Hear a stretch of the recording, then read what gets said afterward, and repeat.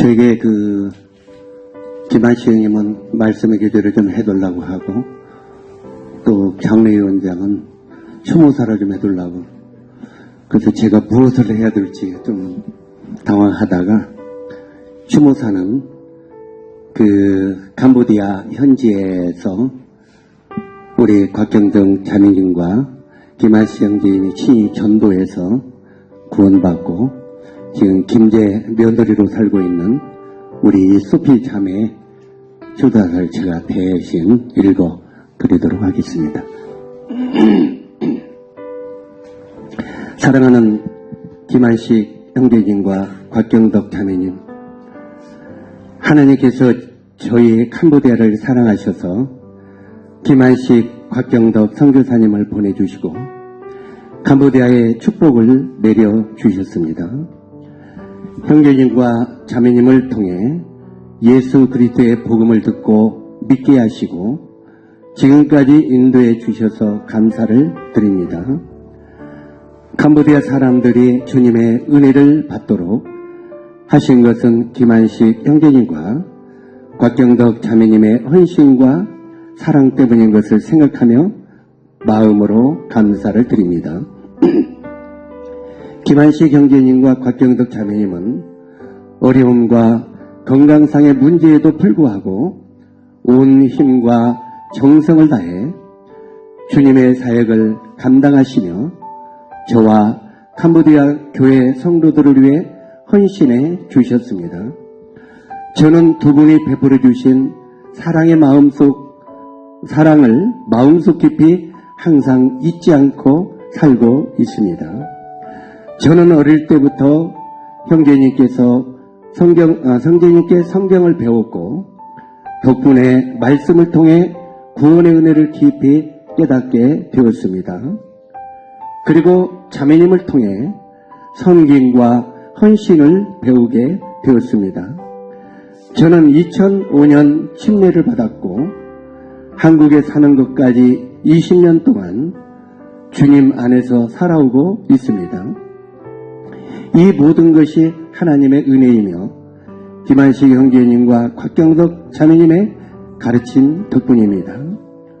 두 분은 16년 동안 캄보디아에서 거주하시며 복음을 전파하고 교회를 세우셨으며 전국 여러 지역의 신앙 공동체를 이루어 주셨습니다.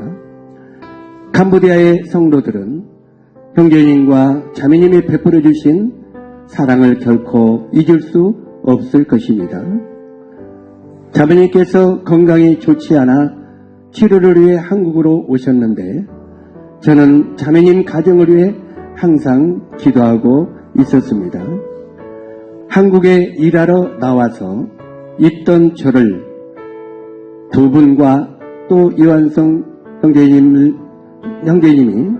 지금 저의 남편을 소개해 주시고 2020년 10월 24일 결혼하게 해주시고 결혼식에 부모님과 같은 역할을 해주신 데 대하여 감사를 드립니다.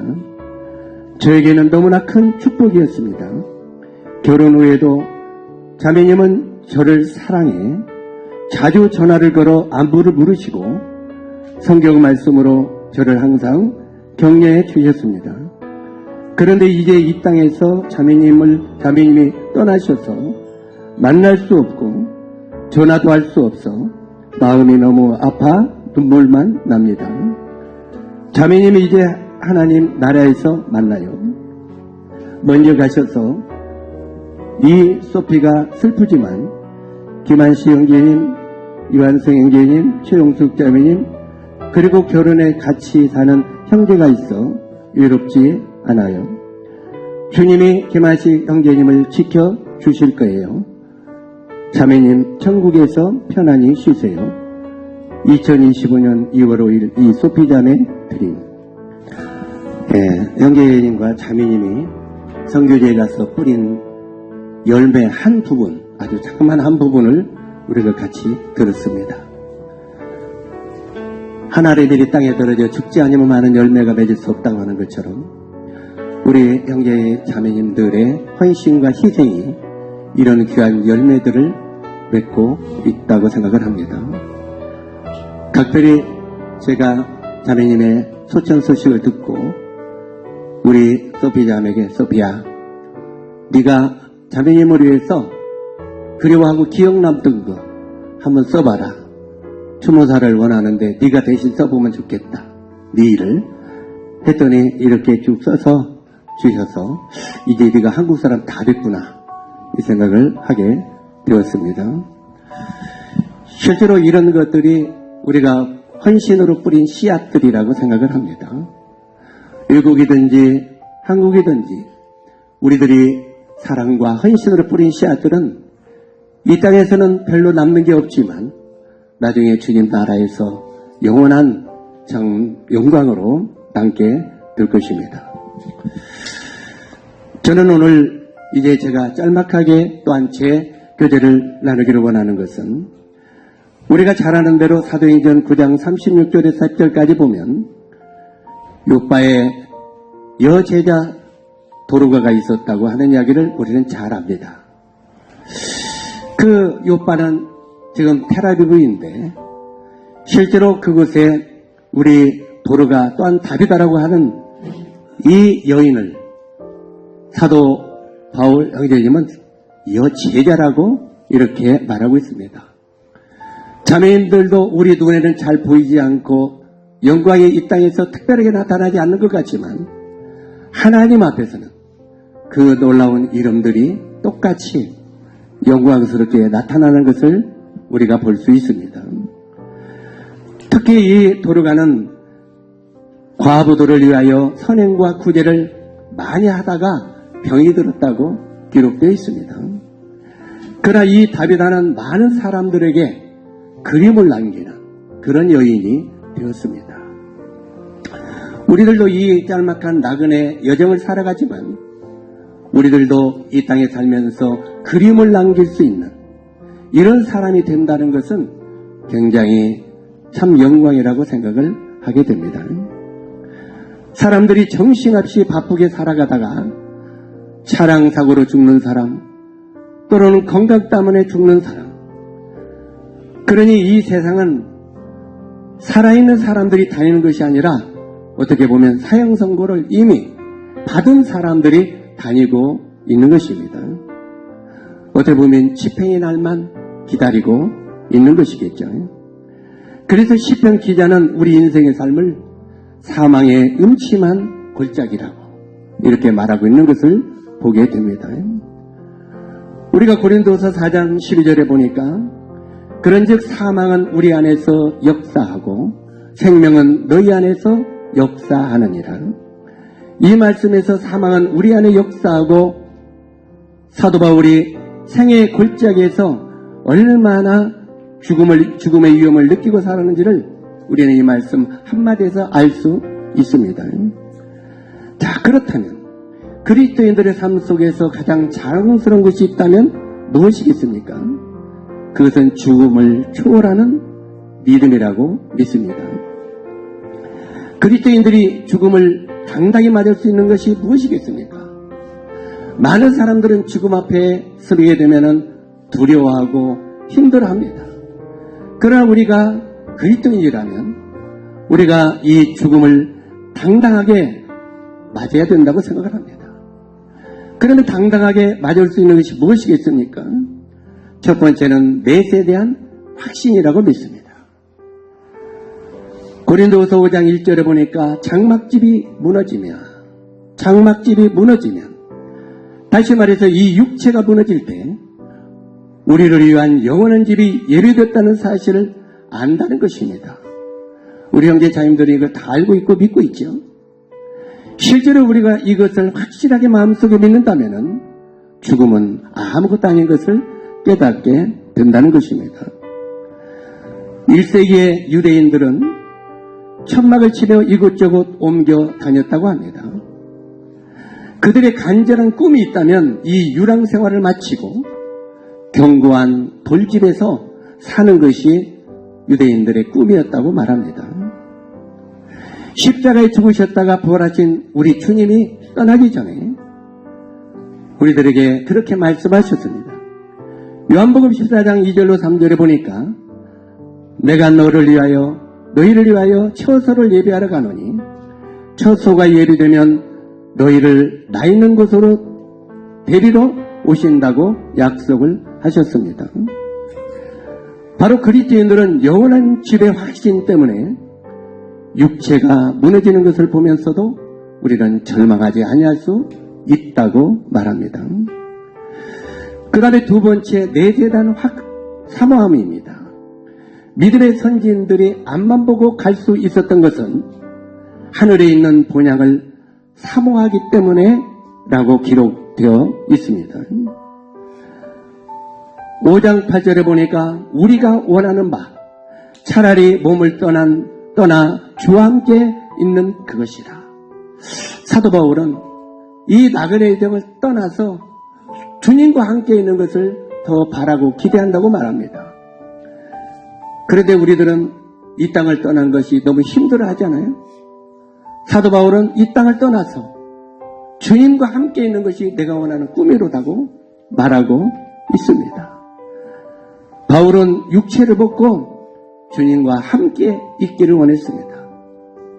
우리들도 이 짤막한 나그네의 정을 살아가지만 이제 얼마 있지 않으면 우리가 이 육체를 벗고 하나님과 함께 거하는 날이 오게 될 것입니다. 그 다음에 마지막으로 세 번째, 그리스도인들이 주님 앞에서는 날 부끄러움 없이 설 수 있도록 우리는 준비해야 된다고 생각을 합니다. 우리가 고린도서 그 10절의 말씀에 보니까 이는 우리가 다 반드시 그리스도의 심판 앞에 나타나게 되어 각각 선악간의 그 몸으로 행한 것을 따라 받들여 함이라. 자, 이 말씀을 생각할 때 경기가 끝난 선수들이 심판관 앞에 설 때에 자기가 치른 모든 경기를 평가받게 되어 있습니다. 제가 이 말씀을 드리면 저보고 육신적이라고 할지 모르지만 저는 그 요즘에 그 중국 할빈인가 어디서 하는 저 동계 그 스케이트 그걸 봅니다. 좀 가끔 봅니다. 거기 보면 우리나라 선수들이 꼴찌로 가다가 추월해서 1등, 2등, 3등을 쫙 보는 걸 볼 때 육신을 가지고 있는지라 박수가 나오더라고요. 그러면서 영적으로 생각할 때 우리들도 이제는 저 심판 앞에 태극기를 들고 1등, 2등, 3등 이 영광의 날이 돌아올 텐데 우리들도 우리가 이 땅에서 행한 일이 하나님 앞에 서는 날 이 행한 대로 그 모습이 나타나는 것을 우리가 믿고 생각할 때 우리는 이 나그네의 점을 어떻게 살아야 될 것인가를 다시 한번 생각하게 됩니다. 실제로 죽음 앞에 서는 날 주님, 저는 주어진 여건 속에 최선을 다했습니다. 이렇게 말할 수 있는 인생이라면 얼마나 그 죽음이 아름다운 죽음이겠습니까? 우리 사랑하는 곽자매님도 참 어떻게 보면은 이름 없이 빛도 없이 인생을 살았지만 하나님 앞에서 참 주님 이 짤막한 여정 우리 아까 유미가 이야기한 것처럼 힘도 없고 연약한 몸이지만 주님 앞에 최선을 다했습니다. 참 이런 고백을 할 수 있는 그리스도인은 얼마나 그 죽음이 아름답겠느냐는 것입니다. 저는 조금 전에 캄보디아 성교의 열매의 하나인 소피잔의 추모사를 잠시 대독을 했습니다. 자매님은 연약한 몸으로 캄보디아에 개척되는 교회들을 섬겼고 또 그 선교지에 저도 많이 다녔습니다. 그런데 캄보디아에 갈 때마다 자매님은 내가 볼 때는 자기 몸이 너무 연약한데 저보고 체력을 회복해야 한다고 항상 챙겨주는 모습을 보면서 자매님 나 말고 자매님 챙겨. 그런 날이 참 많습니다. 근데 아니에요. 형제님들이 일을 많이 하니까 형제님들이 건강을 챙겨야 돼요. 하면서 하나라도 더 챙겨주려고 하는 그 모습을 볼 때 자매님의 삶은 섬기는 삶에 최선을 다하고 있구나 하는 생각을 하게 되었습니다. 참 이렇게 체복을 해야 된다고 생각하면서 챙겨주던 그 사랑의 헌신 그리고 그 자매님을 기억하면서 한 가지 예를 생각하게 되었습니다. 저희 자매가 둘이 안 하고는 상극이었거든요. 냄새도 옆에 못 갔습니다. 그런데 어느 날 두리안의 맛을 보더니 메인이가 되고 있어요. 완전히 두리안. 여보, 그거 없어? 이렇게 이야기해서 저도 이제 그 동남아를 갈 때마다 그 두리안을 이렇게 까가지고 팩에다 넣어가지고 가지고 왔습니다. 처음에는 잘 싸가지고 왔는데 그때는 안 걸렸어요. 그래도 이제 그다음부터 강화가 되어가지고 한 번에 이제 절대 가지고 올 수 없다고 했는데 우리 자매가 두리안을 참 좋아하는데 가지고 갈 수 없어 앉았다 했더니 그걸 비싼 걸 시장까지 가서 싸가지고 싸고 또 싸고 이렇게 가지고 2팩을 싸줬는데 깊이 듣는데 공항에 오다가 걸렸지 않습니까? 이거 얼마나 자매님이 귀하게 사서 싸주고 했는데 그러니까 눈물이 피어나더라고요. 그래가지고 어쨌든 못 가져간다고 여기다 버리라고 여기 맞으면 저 쓰레기도 왜 이 비싼 걸 버리냐고 가가지고 그때 우리 윤명수 형제님 저 4명이 둘러앉아서 공항에서 그놈을 다 피워갖고 냄새를 풍기면서 우리가 신나게 먹었습니다. 사람들이 지나가면서 냄새가 나는데도 다 웃어요. 우리가 그걸 막 공항에 앉아서 먹고 있으니까. 참 그걸 먹으면서 우리 자매한테 못 가니까 우리가 여기서 잔치를 하게 됐다고.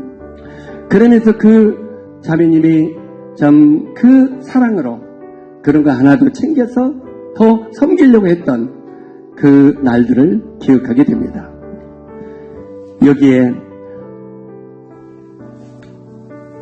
이 말씀을 보면서 기억던 우리 자매님의 일들을 이제 도르가처럼 우리는 기억하게 됩니다. 이 도르가의 헌신을 그 많은 과부들이 기억했더라. 그리워했더라.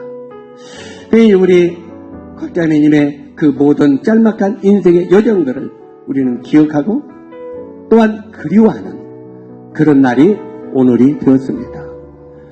우리 자매님은 우리 곁을 잠깐 떠났지만 이제 우리도 남은 생에 우리 자매님의 그 사랑과 희생과 헌신에 대한 걸 기억하면서 우리 남은 생애를 살 수 있게 될 것이라고 생각을 합니다. 우리 유미가 아까 말씀을 이야기하면서 엄마는 나의 스승이었다. 예, 정말 우리 자매님의 헌신은 여기 나오는 도르가처럼 우리의 신앙의 스승인 것을 우리가 모두 알 수 있습니다. 우리들도 곧 인생의 여정을 마치고 주님 나라에 갈 것입니다. 사랑하는 자매님, 그 나라에서 우리 다시 만나게 해요. 우리 이제는 먼저 가셔서 우리를 기다리십시오. 우리도 얼마 있지 않으면 자매 있는 곳에 가서 함께 영원한 세계에서 지난 날들을 그리워하고 교제하면서 보낼 날이 올 것입니다. 마지막으로 저는 곽경덕 자매님 안녕히 가세요 하고 인사드리고 마치도록 하겠습니다. 감사합니다.